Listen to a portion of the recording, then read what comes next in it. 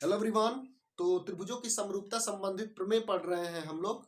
और अब तक हमने कोण कोण कोण समरूपता और भुजा भुजा भुजा समरूपता को पढ़ लिया है, सिद्ध कर लिया है। इस वीडियो में हम पढ़ेंगे भुजा कोण भुजा समरूपता, ठीक ना। प्रमेय का कथन क्या है और प्रमेय को समझ लेते हैं पहले, उसके बाद से हम इस प्रमेय को सिद्ध करेंगे, है ना। तो बोल रहा है कि यदि दो त्रिभुजों में संगत भुजाओं का एक युग्म अनुपातिक हो और आंतरिक कोण बराबर हो तो ये त्रिभुज समरूप होते हैं। ये तो इस प्रमेय का कथन है ना। आइए इसको समझते हैं। यदि दो त्रिभुजों में संगत भुजाओं का एक युग्म, मैंने संगत भुजाओं को माना हुआ है, एक युग्म मतलब जोड़ा, है ना। युग्म मतलब जोड़ा होता है ना, दो, ठीक है। तो संगत भुजाओं का एक युग्म, देखिए संगत भुजाएं कौन कौन सी है। इसके संगत जो भुजा है उसको मैंने ये वाला माना है और इसके संगत भुजा इसको माना हुआ है ना। ये दोनों संगत भुजाएं हैं, तो इनका जो अनुपात है वो समान अनुपात में होना चाहिए और इनके बीच का बनने वाला जो कोण है वो बराबर होना चाहिए, है ना। तो मैंने कोण ए को कोण पी के बराबर कर दिया है। देखिए इसके और इसके, इसका अनुपात इसके और इसके अनुपात के बराबर है, पहली बात। और इन दोनों के बीच में बनने वाला जो कोण है वो आपस में बराबर होगा, तब ये दोनों त्रिभुज जो होंगे वो समरूप होंगे, है ना। इसे कहने का मतलब क्या है कि ए बी बट्टे में पी क्यू बराबर ए सी बट्टे में पी आर, ये इतना दिया हुआ है और तथा कोण ए और कोण पी आपस में बराबर है। तो ये जो त्रिभुज होंगे दोनों वो क्या होंगे, समरूप होंगे, है ना। मैंने ध्यान से देखिए, मैंने इस वाली भुजा के संगत ये वाली भुजा लिया है। आप चाहें तो इस वाली भुजा के संगत ये वाली भुजा ले लेंगे, ये वाली भुजा ले लेंगे, और इसके संगत मान लीजिए ये वाली भुजा ले लेते हैं, है ना। इसके संगत जो है ये वाली भुजा ले लेते हैं। तब उस समय हम क्या लिखेंगे, ये तो आपका हो गया जिससे इससे पहले मैंने बताया था। अब क्या लिखेंगे, देखिए ए बी बट्टे में क्यू आर बराबर ए सी बट्टे में पी क्यू, है ना। तब आप ये लिखोगे, है ना। कोण कौन सा बराबर होगा, तो देखिए ए बी और पी क्यू, ए बी और ए सी, ए बी और ए सी के बीच बनने वाला कोण ये, देखो ए बी और ए सी, ए बी और ए सी के बीच बनने वाला कोण ये, और क्यू आर और पी क्यू कहाँ है, पी क्यू के बीच बनने वाला कोण ये बराबर होना चाहिए, है ना। ये वाला कोण इसके बराबर होगा और ये वाली भुजा और इस वाली भुजा का अनुपात इस वाली भुजा और इस वाली भुजा के अनुपात के बराबर होगा, तब भी ये त्रिभुज जो होगा वो समरूप होगा, है ना। तो दो भुजाओं का जो अनुपात है वो आपस में बराबर होना चाहिए तथा उनके बीच का बनने वाला कोण, वेरी इंपॉर्टेंट, उनके बीच का बनने वाला कोण, है ना। प्रश्नावली में ऐसे बहुत सारे सवाल आपको चित्र में दिया है, क्वेश्चन नंबर 2 उसमें दिया हुआ है कि ऐसे दे दिया है, ठीक ना। ये वाला इस मतलब यहाँ पे ये वाला इसके बराबर कर दिया है, मतलब इन दोनों का अनुपात बराबर कर दिया है, इन दोनों के अनुपात के बराबर, और कोण ये और ये आपस में बराबर कर दिया है। तो ऐसा नहीं होगा, उनके बीच का बनने वाला कोण बराबर होगा, तभी जो होंगे ये दोनों त्रिभुज समरूप होंगे, है ना। तो इस वीडियो में हम इसी प्रमेय को हल करेंगे, तो बने रहिए हमारे साथ। यस, मेरा नाम है लक्ष्मीनारायण यादव और स्वागत है आप सभी का आपके अपने स्कूल में। आइए इस प्रमेय को सिद्ध करते हैं। तो इस प्रमेय को सिद्ध करने के लिए या फिर किसी भी प्रमेय को सिद्ध करने के लिए 4 स्टेप्स होते हैं, जो मैंने आपको बताया है, हर वीडियो में बताते रहता हूं। पहला स्टेप होता है कि दिया है, दूसरा स्टेप सिद्ध क्या करना है, और तीसरा अगर आवश्यकता होती है तो हम रचना करते हैं और उसके बाद से उत्पत्ति कर लेते हैं, है ना। तो सबसे पहले हम दो त्रिभुज बनाते हैं। एक त्रिभुज को हम बोलेंगे ए बी सी और दूसरे को बोलेंगे पी क्यू आर, और जो पी क्यू आर होता है उसे हम थोड़ा सा बड़ा बनाते हैं, ये पी क्यू आर, और इसको ए बी सी, है ना। क्या दिया हुआ है इन त्रिभुज में उसको लिख लेते हैं, दिया है, ठीक है। क्या दिया हुआ है त्रिभुज में, दिया हुआ है कि त्रिभुज ए बी सी तथा ये सी नहीं है, तथा त्रिभुज पी क्यू आर में ए बी बट्टे में पी क्यू बराबर ए सी बट्टे में पी आर, है ना। सीधे सीधे मान रहे हैं, अगर आप उल्टा इधर उधर मानेंगे तो कंफ्यूजन हो जाती है। तो ए बी की जो संगत भुजा है उसको हमने पी क्यू माना है, और ए सी की संगत भुजा है उसको हमने क्या माना है, पी आर माना है ना। तो ए बी बट्टे में पी क्यू, ए बी बट्टे में पी क्यू बराबर ए सी बट्टे में पी आर होगा। ठीक है, और दूसरी बात क्या बोल रहा था, उनके बीच का आंतरिक कोण बराबर होना चाहिए। तो मान ले रहे हैं कि कोण ए जो है वो कोण पी के बराबर है, तो कोण ए बराबर कोण पी, है ना, इतना दिया हुआ है। ठीक है, उसके बाद से सिद्ध क्या करना है, हमें सिद्ध क्या करना है, लिख लेते हैं। सिद्ध क्या करना है, सिद्ध करना है, सिद्ध क्या करना है, देखिए सिद्ध करना है कि दोनों त्रिभुज होंगे, त्रिभुज ए बी सी समरूप होंगे त्रिभुज पी क्यू आर के, है ना। हमें ये सिद्ध करना है कि जो कोण ए है कोण पी के तो बराबर है ही, कोण बी कोण क्यू के बराबर हो जाए, कोण सी कोण आर के बराबर हो जाए, तो ये दोनों त्रिभुज जो होंगे वो क्या हो जाएंगे, समरूप हो जाएंगे कोण कोण कोण समरूपता से, है ना। तो हम कह सकते हैं कि हमें सिद्ध करना है कि कोण बी जो है वो कोण सी के बराबर है तथा कोण क्यू जो है वो कोण आर के बराबर है, हम ये कह सकते हैं, है ना। और कोण ए तो कोण बी के बराबर दिया ही है। ठीक, इसके बाद से हमें करनी है रचना, तो रचना कर लेते हैं। क्या करेंगे रचना में, रचना, चलिए रचना क्या करेंगे हम, रचना जो जब अब तक तीनों प्रमेय में हम करते आए हैं, दोनों प्रमेय में करते आए हैं, वही रचना करेंगे हम। ए बी के बराबर लंबाई की भुजा यहां से काटेंगे और ए सी के बराबर लंबाई की भुजा यहां से काटेंगे, और वो जो दोनों पॉइंट होगा उनको मिला लेंगे। ठीक ना, तो हम इसको बोल दे रहे हैं ई और इसको बोल दे रहे हैं एफ, और जो होगा ए बी जो होगा वो पीई के बराबर होगा, और ए सी जो होगा वो पी एफ के बराबर होगा, और इन दोनों को क्या करेंगे, आपस में मिला देंगे, है ना। तो रचना में हमने क्या किया है कि त्रिभुज पी क्यू आर में ए बी बराबर पीई तथा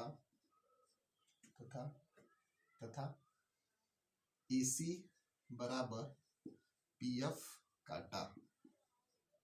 ठीक ना,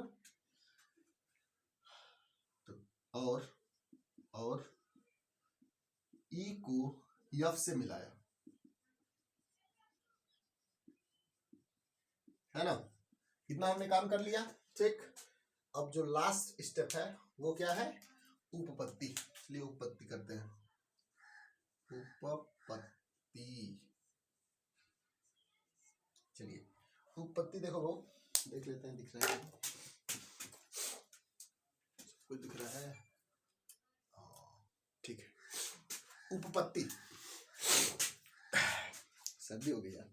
उपपत्ति में देखिए हमें क्या करना है, हमको सिद्ध करना है कि ए बी सी जो है पी क्यू आर के बराबर है ना।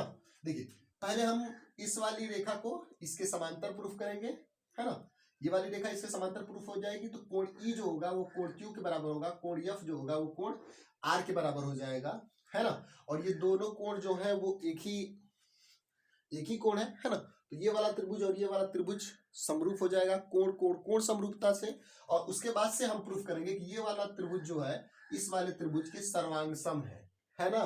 कैसे, वो अभी बताऊंगा। ठीक, तो सबसे पहले हम देखेंगे उस वाले त्रिभुज में, त्रिभुज पी क्यू आर में लिख रहा हूं मैं, क्या ध्यान से देखिएगा। ए बी बट्टे में जो दिया है उसको लिखते हैं, ए बी बट्टे में पी क्यू बराबर ए सी बट्टे में पी आर, ये कैसे है, दिया है ना। उसके बाद से हमें देखो ए बी के बदले में क्या रख दूं, पीई रख दूं, क्योंकि हम त्रिभुज पी क्यू आर की बात कर रहे हैं। एसी में क्या रख दूं, पी एफ रख दूं, है ना। तो ये क्या मिलेगा, ए बी के बदले में पीई बट्टे में पी क्यू बराबर एसी के बदले में पी एफ, ये पी एफ बट्टे में पी आर, है ना। ये किससे होगा, हो गया है रचना से, हमने ऐसी रचना की है। ठीक, क्लियर है ना।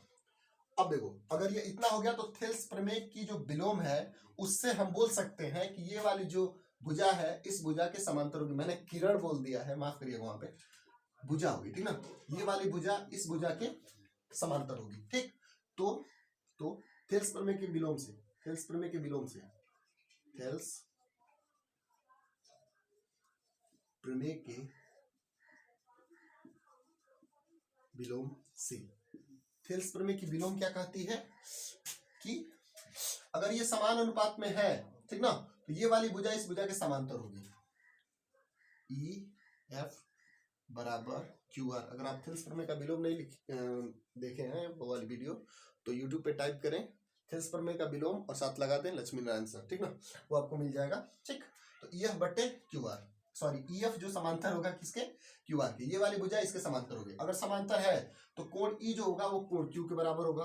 तो कोण ई बराबर कोण क्यू तथा कोण एफ जो होगा वो कोण आर के बराबर हो जाएगा, है ना। और कोण पी जो तो वो दोनों में है ही, है ना, कोण पी दोनों में है। ठीक, अब देखिए ध्यान से, इतना हो गया ना, मतलब ये वाला कोण जो है इसके बराबर है, ये वाला कोण जो है इसके बराबर है। क्लियर है, कोई दिक्कत है नहीं। चलो भाई, अब क्या करें हम, अब हम इस वाले त्रिभुज और इस वाले त्रिभुज को सर्वांग सिद्ध करेंगे, सीधी सीधी बात है ना। चलिए तो उठाइए, इसके बाद त्रिभुज, इतना हो गया ना, इतना हो गया, क्लियर है। तो त्रिभुज ए बी सी तथा त्रिभुज पीईएफ में, पीईएफ में, ठीक है, ए बी बराबर पीई,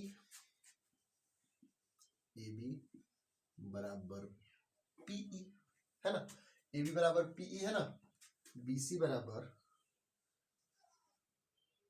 नहीं एसी बराबर, सॉरी एसी बराबर पीएफ, एसी बराबर पीएफ, है ना, तथा कोण ए बराबर कोण पी, इतना हो गया ना। तो ठीक, तो क्या होगा भाई, क्या होगा, भुजा कोण, क्लास 9, ठीक ना, तो भुजा कोण, भुजा सर्वांग समता से, सर्वांग समता से, ठीक है, त्रिभुज ये दोनों सर्वांग सम हो गया ना, भुजा कोण भुजा, देखिए दो भुजाएं बराबर हैं, ये वाली भुजा इसके बराबर, ये वाली भुजा इसके बराबर, है ना, तो ये दोनों भुजाएं आपस में बराबर हो गई और इनके बीच का कोण बराबर होगा, तो भुजा कोण भुजा सर्वांग समता होती है, क्लास 9 में हमने पढ़ा है। तो ये दोनों त्रिभुज क्या हो जाएंगे, आपस में सर्वांग सम हो जाएंगे, है ना। तो त्रिभुज ए बी सी सर्वांग सम, ये होता है सर्वांग सम का सिंबल, और त्रिभुज पी ई एफ, है ना, तो इससे क्या मिलेगा, जो कोण ए है वो कोण पी के बराबर हो जाएगा, कोण ए कोण पी के बराबर हो जाएगा, और कोण बी जो होगा वो कोण ई के बराबर होगा। अगर कोण बी कोण ई के बराबर है और कोण ई कोण क्यू के बराबर है, बराबर कोण क्यू, तो हम बोल सकते हैं कि कोण बी जो होगा वो कोण क्यू के बराबर होगा, है ना, तथा कोण अगर सी के बराबर है, कोण सी जो है वो कोण यफ के बराबर है, और जो कोण यफ जो है वो कोण आर के बराबर है, तो हम कह सकते हैं कि कोण सी जो होगा वो कोण आर के बराबर होगा। यहाँ पे देख लीजिए, कोण बी जो है वो कोण क्यू के बराबर हो गया, कोण सी जो है वो कोण आर के बराबर हो गया। तो कोण कोण कोण समरूपता से हम बोल सकते हैं कि ये वाला जो त्रिभुज है इस त्रिभुज के समरूप है ना, बोल सकते हैं ना, बड़ा वाला त्रिभुज। क्लियर है, कोई दिक्कत है इसमें, यहाँ पे कंफ्यूज नहीं होंगे भाई। देखो ये वाला कोण तो इसके बराबर है ही, है ना, कोण बी जो है वो कोण क्यू के बराबर निकाला है मैंने अभी भाई, है ना, और कोण सी जो है वो कोण आर के बराबर है। तो भाई हमने प्रमेय नंबर तीसरी पढ़ी थी कि कोण कोण कोण समरूपता, मतलब अगर किसी त्रिभुज के सिर्फ तीनों कोण बराबर हो तो भी वो त्रिभुज समरूप होता है कि नहीं है। ठीक, तो यहाँ से वो निकल कर आ रहा है कि भाई कोण ए जो है वो कोण पी के बराबर है, कोण बी जो है वो कोण क्यू के बराबर है, कोण सी जो है वो कोण आर के बराबर है। तो कोण कोण कोण समरूपता से, तो कोण कोण कोण समरूपता से, समरूपता से, है ना, कोण कोण कोण समरूपता से। अब इसको नहीं प्रूफ करना है इसमें, है ना, हमने अब तक प्रूफ कर लिया है भाई ये प्रमेय को, ठीक है। तो अब हर वीडियो में थोड़े प्रूफ करेंगे, क्वेश्चन आ जाएगा 1 नंबर का तो हम प्रूफ करेंगे, डायरेक्ट प्रमेय लगाएंगे। तो यहाँ पे देखिए कोण कोण कोण समरूपता से जो होगा त्रिभुज ए बी सी आपका समरूप हो जाएगा त्रिभुज पी क्यू आर के, त्रिभुज पी क्यू आर के। और वही बात हमने यहाँ पे लिखा था, कोण बी जो होगा वो कोण सी के बराबर होगा, साला कोण बी कोण सी के बराबर कैसे होगा यार, क्यू के बराबर होगा ना। जो कोण बी है वो कोण क्यू के बराबर होगा, और जो कोण सी है उल्टा लिख दिया था ना, जो कोण सी है वो कोण आर के बराबर होगा। ठीक है, तो हमने त्रिभुज एबीसी को त्रिभुज पी क्यू आर के समरूप सिद्ध कर दिया है। ये थोड़ी सी मिस्टेक्स हो गई थी, है ना, तो उसको सुधार लेंगे आप। तो त्रिभुज एबीसी जो होगा वो समरूप किसके होगा, त्रिभुज पी क्यू आर के, है ना। तो पढ़ाई करते रहें। All the very best. जय हिंद।